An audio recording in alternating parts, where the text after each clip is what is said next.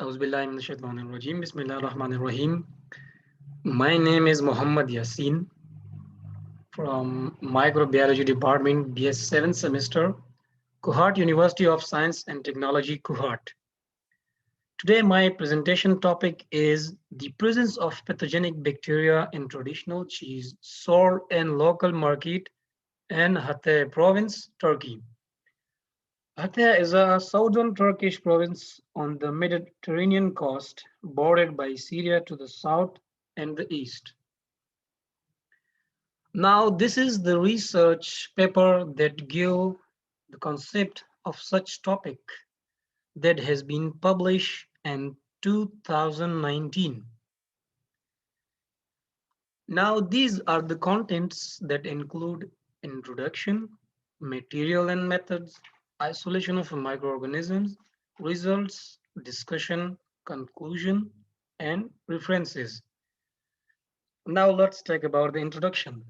Cheese is fermented dairy food product with high protein and dietary calcium contents. Cheese is often consumed due to these beneficial impacts on human health in Turkey.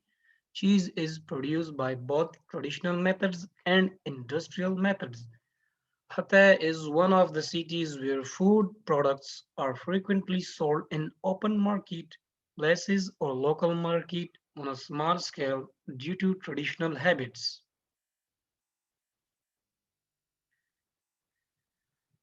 Turkish traditional white cheese is usually produced on often encounter with contamination risk of pathogens. For bacterial pathogens including Listeria monocytogenes, Salmonella species, Staphylococcus aureus, and pathogenic Escherichia coli are the predominant microorganism. So these four microorganisms are used as indicator. Today, foodborne diseases related to cheese consumption are common problems in many countries. High pathogen risk in milk and dairy products originates from cow itself, inefficient animal health control, dairy raw milk used unpasteurized for the production processing environment and employees about milk hygiene, utensils, post-processing, retail process collection, production process, and storage. As we know that unpasteurized milks, if we are using unpasteurized milk, it will be dangerous and we are in a highly contaminated risk. So microbial safety of cheese is depend on good manufacturing practices. If we follow our septic techniques or if we follow good manufacturing practice, so we can be safe from microbial contamination.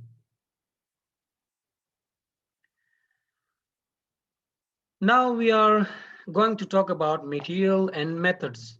In this study, totally 20 traditional cheese samples were collected. Escherichia coli, Salmonella species, Listeria monocytogenes, and Staphylococcus aureus was used as indicator organisms for the aim of positive control. As I discussed before that, four bacteria, Escherichia coli, Salmonella species, Listeria monocytogenes, and Staphylococcus aureus, was used as indicator for this aim. Pathogen bacteria were grown in batch I and stocked at minus 20 degrees centigrade and batch I supplemented with 20% of glycerol. Now, how we prepare sample for microbiological analysis. The preparation of samples for microbiological analysis. The homogenates of cheese sample were prepared by aseptically, means sterilization techniques must be followed. Removing 25 gram of cheese into sterile filter stomaching bags, which is also called isolab. Now, what is stomacher bags? The stomacher bags has been designed to fulfill all application from sample blendings, straining, and storage, including bags designed for extensive blending. Process requiring more than 15 minutes on the machine and small samples for life science application.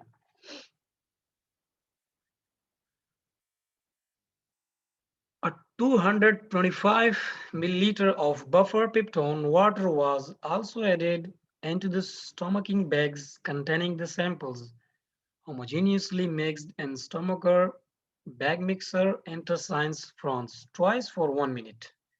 The sample homogenates were serially diluted with buffer peptone water. Now we are going to talk about how we can isolate these microorganisms from contaminated foods that may be foods, environment. So the isolation of pathogenic bacteria in cheese samples was performed according to the reference methods. As we can see here, these are the isolation of pathogenic bacteria in cheese samples, and this method has been done according to the reference methods for Coagulase positive staphylococci, for L monocytogenes, for Salmonella species, and for E. coli.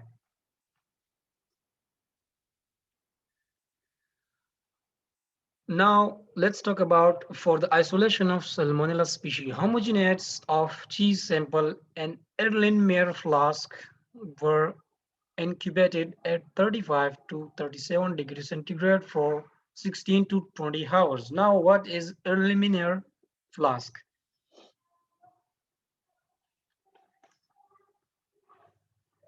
This flask is also known as a conical or titration flask. It has a diverse uses such as holding and mirroring chemicals, liquid samples, but can also be used to mix heat and boil chemicals. Then 10 ml homogenate were added to RVS broth. RVS broth. What is RVS broth? RVS broth, the abbreviation of RVS is Rapaport Vacillidis soya peptone broth. This broth used as an enrichment growth medium for the isolation of Salmonella species from food and from environment. Also used to isolate Salmonella from human feces without the need for pre-enrichment. So this broth is selective pre-enrichment medium and incubated at 42 to 43 degrees centigrade for 24 hours. From each sample, 25 gram was taken aseptically and homogenized in 225 ml fresher broth using a stomacher for 1 minute and incubated at 30 degrees centigrade for 48 hours.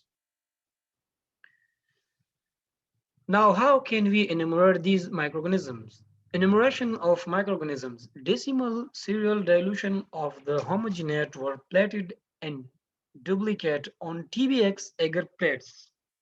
TBX, tryptone bile X glucuronide medium. This medium is a chromogenic selective medium used for the isolation and identification of E. coli in foods and as well as in animal feeds.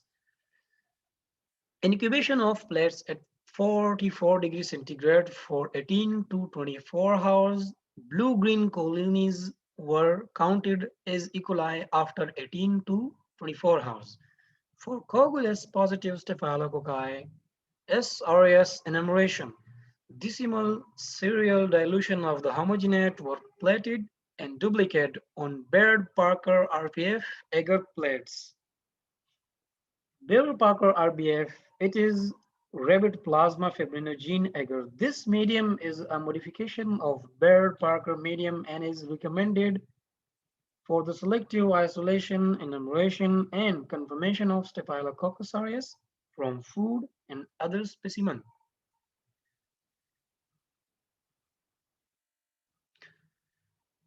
Now, typical black and bright colonies were counted as Coagulase positive staphylococci for Salmonella species enumeration. Salmonella species inocula from the pre-enrichment medium were stripped and duplicate onto brilliant green agar plates after an incubation of plates at 37 degrees centigrade for 24 hours. Typical Salmonella colonies reproduce or not on the selective agar plates. Now we can see these are the results of such organism like E. coli, Coagulase positive staphylococci, and monocytogenes Salmonella species. These are the pathogenic bacteria that are present in cheese from milk.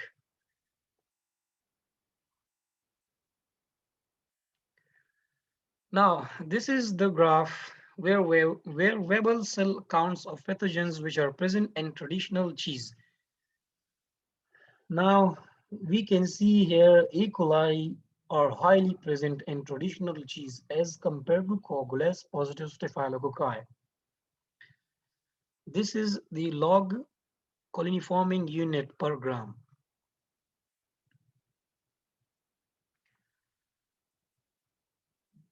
Now, finally, we are going to discuss about the discussion. Farmhouse or small-scale production of traditional cheese was associated with higher microbiological risk. Food safety was seen as a critical factor in the production of such cheese types. Traditional cheese and hatay mostly reached to local markets without retaining ripening duration. Thus, these cheese are susceptible to the development of pathogenic bacteria.